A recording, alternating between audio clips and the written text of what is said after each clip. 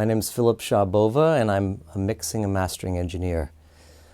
And we're here today checking out some Empress pedals in the context of like studio usage. Today we're mixing a song by Fatebid, which is a band that plays video game music, but live, and great players. Jake Von Worden is a good friend of mine, and he was the guy who set this up, and he leads that band. So unfortunately he couldn't be here today, but we're gonna make him proud. Yeah, so with the pedal board today we have 8 pairs of compression and EQ, and for 2 of the channels, which I've used on kick drum and bass, it's the new Empress bass EQ pedal and the bass compressor, which are contoured more for bass guitar, but in the context of what we're doing, works great on kick as well. Super beefy, and you know, kick and bass drum are so connected in a mix. So yeah, these go super well together. And then for the rest of the stuff, I've got kick coming out to this pair. I've got snare going through kind of the standard Empress compressor and EQ, and for the rest of the channels I brought out. So we have overhead left, overhead right, guitar, synth, and Rhodes for this particular song. These pedal combinations are studio quality. There's no doubt about it. They sound fantastic, and I would never hesitate to mix through these after having done this. This project kind of forced me to set things up in an analog way through using 8 stems, and I'm loving what I'm hearing. Yeah, one thing that I really appreciate about the compressors especially, I know that they are FET based, which, FET with studio outboard gear, the stuff I'm familiar with would be like the Yuri 1176, the Compex FET compressors from the 70s, which are awesome pieces. They tend to get, they're great, we love them because they crunch up a bit. But one thing that I find with the Empress FET compressors is we have that sound, but we also, there's a hint of VCA flavor in there, which, especially for drums, really helps things to pop and punch really well. Because sometimes just like the traditional FET compressors on drums can start to slow things down, the transients and whatnot, but that's not an issue at all here, which is really surprising. I've never used FET compressors that have this quality. So super useful, on top of like the traditional FET stuff that we use in the studio. Here, let me just solo the drums here. So this is flat with the pedals bypassed. Just kick and snare here, which sound fine, and I know we're hearing them out of context, but like I'll engage the kick, and we'll just wait for the actual snare drum hits to come in. Now we'll bring these in. So I've lifted some of the highs in the snare, and I'm using these, like, one thing that I'm using a lot is the parallel compression, because in a mix you might hit things really hard, but in studio context you might not hit these pedals as hard for certain things. So I have, like, with the kick and snare here, I've got like kind of a mix at about 11 o'clock between the actual, that's full-on compression, which is fine, but I like mixing in some of the original as well. And one thing I really like is with the standard Mark II compressor is this tone control, like this tilt EQ, because if I just set that at 12 at 0, it sounds great, but in the mix I was finding just bringing up some of that presence, that crack in the snare. This is great, and I'm also using obviously the ParaEq on the snare too, which is lifting up some, you know, in the neighborhood of 7K, just because there was no under snare mic in this particular track. So the snare was just missing a little bit of its snariness, and that really helped. I'm also like with the cues, I tend to like wider cues for mixing and recording. So with these examples, the cues are usually set to their highest or to their widest setting. But then if we bypass, and then on kick, we have like kind of a slow attack, which brings out the punch. And with regards to EQ, I've brought up a little bit of presence in the kick. Also, like what I really like, I didn't do it for this mix, but I love the high cut and the low cut. These are great because a lot of times when you're mixing kick and the bass drum and the bass guitar, it's hard to fit those together. That's a challenge for a lot of mixing engineers. And sometimes like you may want to focus the bass drum into more of like an upper chesty bass, and that's where like, I mean that's extreme, but the low cut is great because you may want to contour the bass with the bass drum. Sometimes you want the bass to have kind of a subby effect, and you want the bass drum to be chesty, or vice versa. You might want the bass guitar to not interfere with the subby kick. So this is great hands-on right here. And let's bring in a bit of bass too. Flat bass, and then I'll bring it in. And I was hitting this harder because I wanted to bring out more harmonic in the bass guitar, just because like the bass is super deep. Jake has a great, nice and deep bass tone, and I want to bring out a little more presence in the mids. And like hitting this bass compressor hard brings out great harmonics. So I'm hitting this harder than I normally would, but in the context of the mix, it's helping the bass cut through really nicely. Once again, if I bypass these, it's not quite as nice.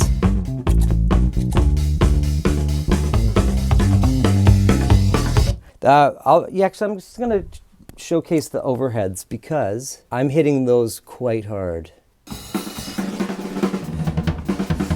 These are just the flat overheads. They sound nice, but we want to make things cut through with more intensity. So I've got kind of a half and half mix on the compressor, and I've EQ'd the low end to just take out a little bit of the woofiness in the overhead. So here we go.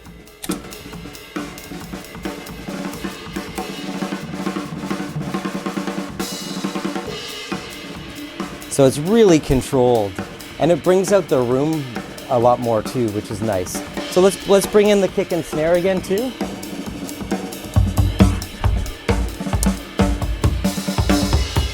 So yeah, a lot of intensity and excitement happening here. Once again, let's bypass. So that's just the flat, drums flat, which is fine, but we want to make them exciting.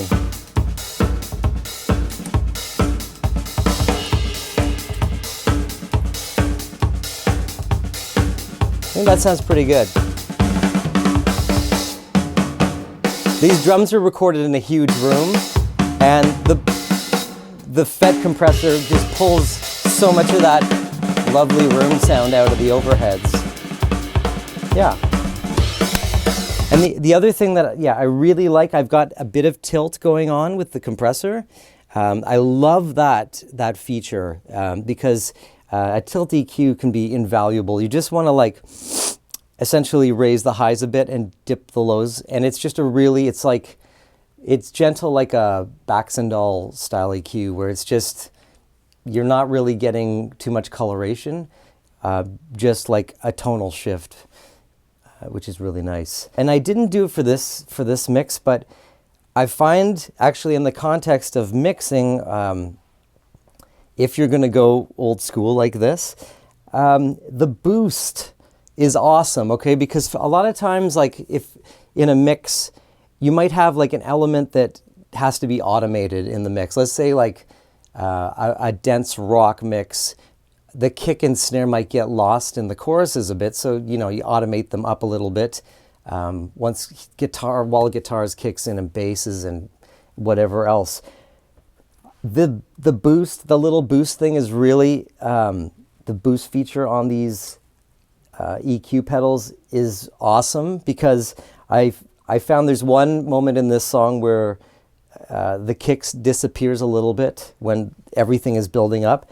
And if I engage the boost with just like, I don't know how many dB this is, but if these are in dB increments or what, but just to fine tune it so that, one click and now the kick is like cutting through nicely throughout the density.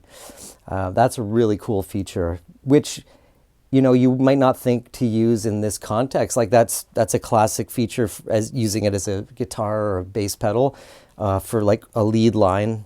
But in this context, it's useful in a different way too. So I really like that. Yeah. Once again, like I'm hitting the synth and the guitar a little harder than the drums, just to make them pop. And so yeah, the parallel mix of the effect of the compressor is higher. Once again, I really love this tilt EQ in the compressor.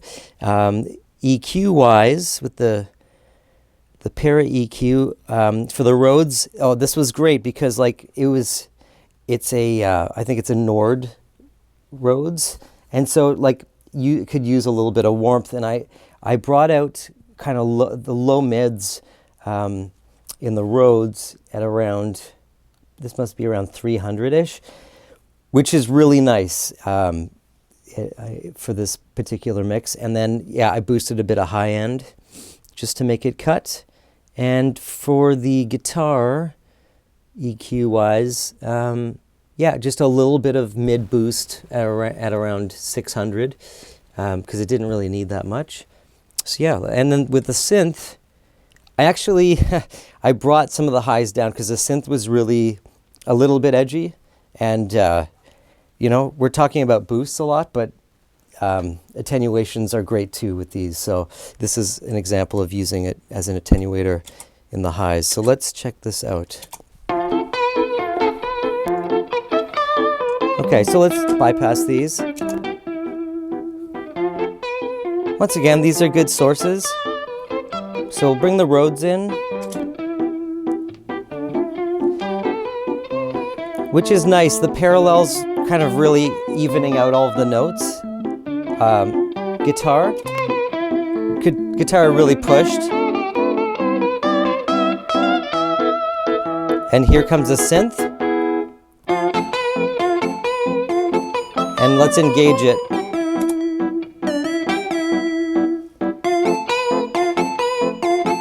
I really love that like little extra pop and click that you get with the synth hitting this thing super hard.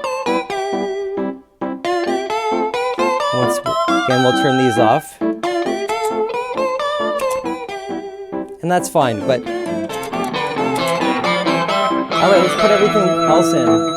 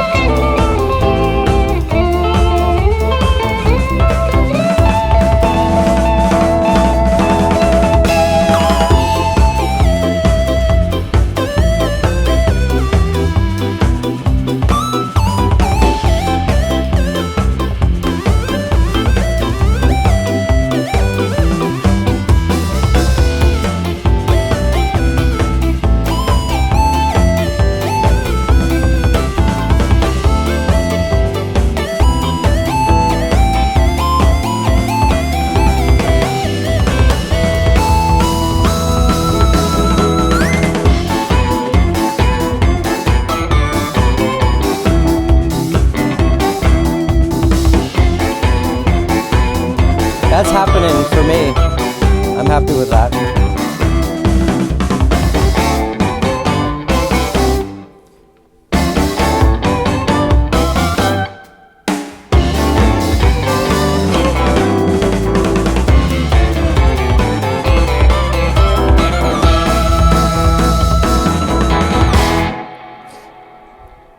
And we haven't mentioned yet, I'm going through the, I'm using the Empress Reverb on the keys and the synth, the synth and the guitar.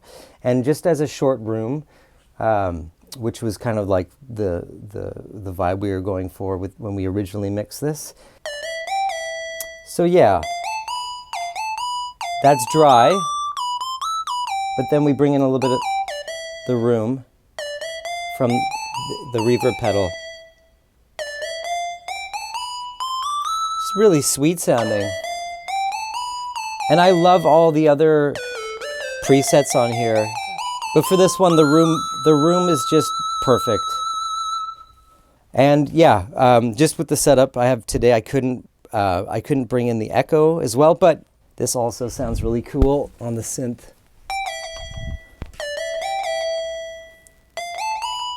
This is just the echo system.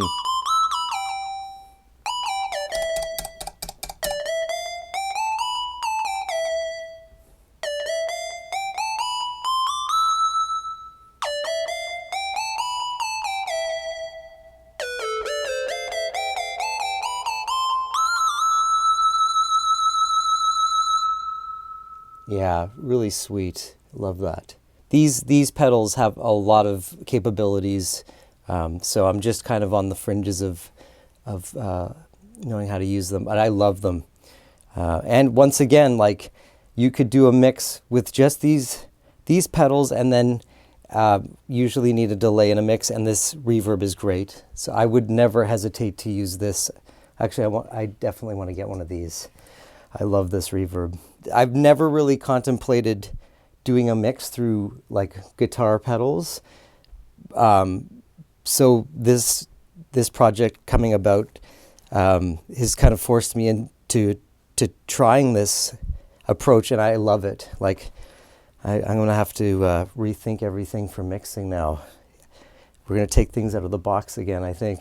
These pedals offer like a sound that's not something that, I mean, there's great plugins. Plugins are incredible, but there's still some analog vibe to these that I can't really get with anything I have in the box. And they're quiet and they're hi-fi sounding, you know, like I've run through guitar pedals before, like, you know, older 70s or 80s pedals, and like they definitely, they're great pedals, but in the context of like running them as an insert, like they're usually really noisy and, you know, quirky. But these, there's no noise, and they're super hi-fi sounding if you want them to be. This is it. I mean, you're hearing what it does. You know, I'm not. I don't give compliments if I don't think they're warranted, but I really think these are the bee's knees. Yeah. Can't wait to try some other Empress stuff too in this context. Yeah.